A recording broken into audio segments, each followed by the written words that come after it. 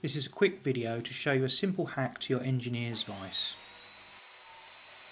If, like me, you have limited space in your workshop and limited funds for tools, you need to get the most from your tools, making them dual duty, even if they're not ideally suited for the job.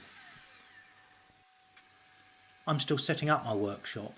It used to be a general storage area for bikes, camping equipment, etc., and generally full of stuff that should have been sent off for recycling.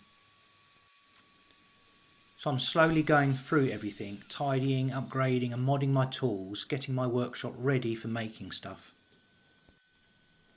I had a couple of squares of MDF that I was about to throw in the bin when I realised I could make something from them.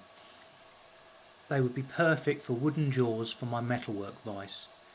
Now this isn't a new invention or that uncommon, but one of the things with supplementary jaws for a vise is holding them in place whilst positioning your workpiece in the vise. So my hack solves this and also means you don't have to be particularly accurate with your measuring or cutting.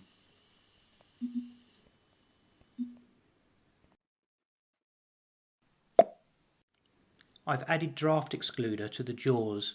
They fit snugly on the vise neck and don't wobble when clamping up a piece. This simple addition makes them a delight to use, and they really feel like they were meant for the vise.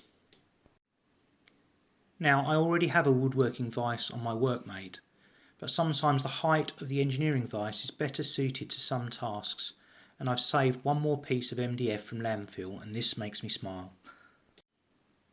If you've enjoyed this video, please click the thumbs up. You can also help me improve my videos and my workshop techniques by leaving comments, and of course remember to subscribe to see more content.